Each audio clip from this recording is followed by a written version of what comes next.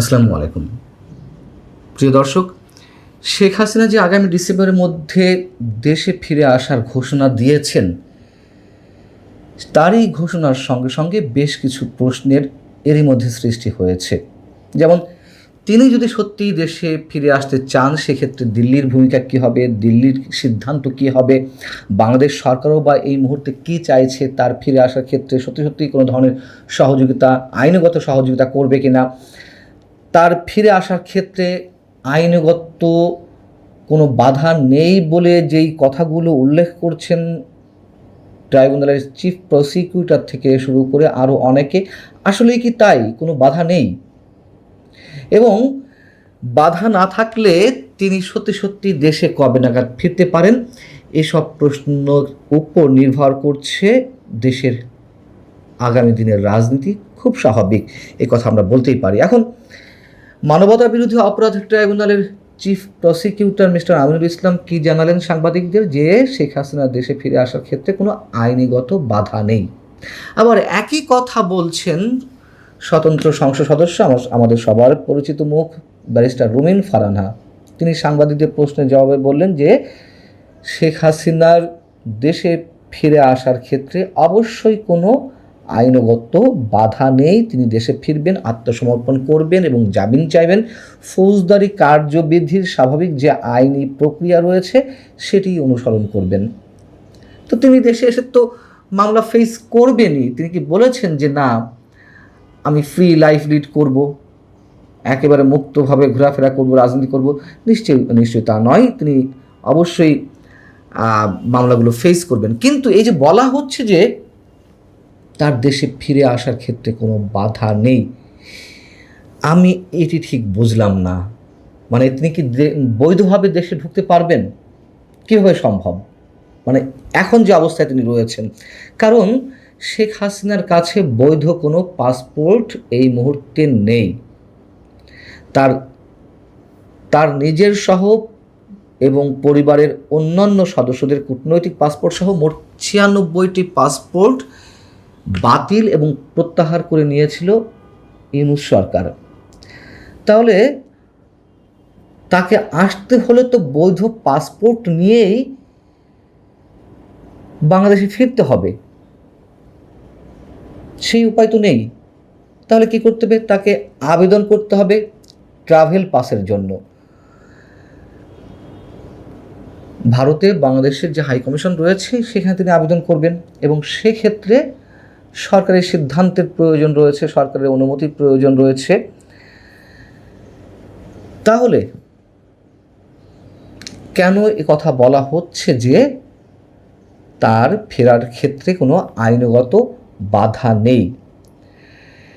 যদিও এই বক্তব্যটি দিয়েছেন চিফ প্রসিকিউটর আমিনুল ইসলাম, কিন্তু এখনো পর্যন্ত সরকারের পক্ষ থেকে কোনো ধরনের কোনো প্রতিক্রিয়া আমরা আনুষ্ঠানিকভাবে পাইনি। যদিও শেখ হাসিনা গত 2 মাস ধরে বলে আসছেন যে তিনি যে কোনো সময় দেশে ফিরবেন এবং একেবারে টাইম ফ্রেম বেঁধে দিয়ে স্পেসিফিক্যালি তিনি তো উল্লেখ করলেন যে এই বছর ডিসেম্বরের মধ্যে তিনি দেশে ফিরবেন। তারপরেও সরকারের পক্ষ থেকে কোনো ধরনের কোনো মন্তব্য আমরা এই পর্যন্ত পাইনি। আওয়ামী লীগের দাফন হয়ে গেছে, দাফন সম্পন্ন হয়েছে দিল্লিতে, আওয়ামী লীগ আর রাজনীতি ফেরার সুযোগ নেই, এ ধরনের অনেক বক্তব্য আমরা শুনেছি। খোদ জাতীয় সংসদে দাঁড়িয়ে স্বরাষ্ট্রমন্ত্রী বলেছেন। কিন্তু শেখ হাসিনা দেশে ফেরানোর ক্ষেত্রে তিনি যে ইচ্ছা পোষণ করেছেন সে সম্পর্কে একেবারে মুখে কুলুপ পেটে বসে থাকা হয়েছে। এমনকি গত 4 মাসে সরকার নতুন করে ভারত সরকারের কাছে কোনো প্রকার কোনো চিঠি দেয়নি। বর্তমান বিএনপি সরকার যা চিঠিপত্র দেওয়া হয়েছে ডক্টর ইউনূস সরকারের সময় দেওয়া হয়েছে, এই সরকারের সময় দ্বিপাক্ষিক আলোচনায় হাসিনা প্রত্যাবর্তনের বিষয়টি উত্থাপন করা হয়েছে প্রত্যর্পণ চুক্তির আওতায়। কিন্তু তারপরেও সেই বিষয়ে কোনো ধরনের কোনো লিখিত নথিপত্র বাংলাদেশ সরকারের পক্ষ থেকে, বর্তমান সরকারের পক্ষ থেকে দেওয়া হয়নি। তার মানে হচ্ছে শেখ হাসিনা ফিরে আসুক, এটি সরকার চায় না। মোটামুটি আমরা এই পর্যন্ত বলতে পারি যদি সরকারের পক্ষ থেকে নতুন কোনো অগ্রগতি না হয়। এবং এর আগে অসংখ্যবার আমি বলেছি, ডক্টর ইউনূস সরকারের সময় থেকে বলে আসছি যে ইউনূস সরকারও চায় না শেখ হাসিনা ফেরত আসুক। তৎকালীন যে রাজনৈতিক দলগুলো ছিল, মানে বিএনপি বা জামাত ইসলামী, এনসিপি, তারাও চায়নি, এখনও চাইছে না। এখনও জামাত ইসলামী, এনসিপি চাইছে না। মনে করুন যে এনসিপি যে চাইছে না তার বড় প্রমাণ হচ্ছে তারা অনেক বড় বড় কথা বলছে, শেখ হাসিনা ফিরে আসবে না, সে কি পাগল হয়েছে, সে কি এসে ফাঁসির কাজটা ঝুলবে নাকি। এগুলো স্রেফ বাগাড়ম্বর। এনসিপি যেভাবে মব ক্রিয়েট করলো আওয়ামী লীগকে নিষিদ্ধ করতে, বঙ্গভবন ঘেরাও করে ডক্টর ইউনূস সরকারের সময়, মব ক্রিয়েট করার তো আমরা কেউ আশাই করি না, কিন্তু সরকারের উপর তো কেউ চাপ প্রয়োগ করেনি এখনো পর্যন্ত যে হ্যাঁ তিনি যখন ফেরত আসতে চাইছেন তাকে ফেরত আনা হোক, দেখি শেখ হাসিনা এখন কি বলেন, তার ট্রাভেল পাসের ব্যবস্থা করা হোক। সরকারের উপর তো এই ধরনের কোনো কিছুই জোর দিয়ে কিছু বলা হয়নি। হিসাব একেবারে ক্লিয়ার। তো ভারতের সিদ্ধান্ত কি হতে পারে? শেখ হাসিনা যদি নিজ থেকে ফিরতেই চান এবং সরকার যদি সে ধরনের কোনো প্রক্রিয়া অবলম্বন করেন তার ফিরে আসার ক্ষেত্রে, ভারত বাধা দেবে না। তার কারণ কি?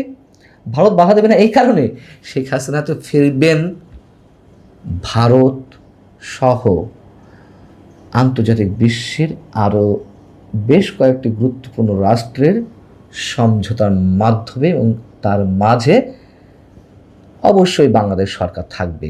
এটি একেবারে নিশ্চিত, চোখ বন্ধ করে বলে দেওয়া যায়।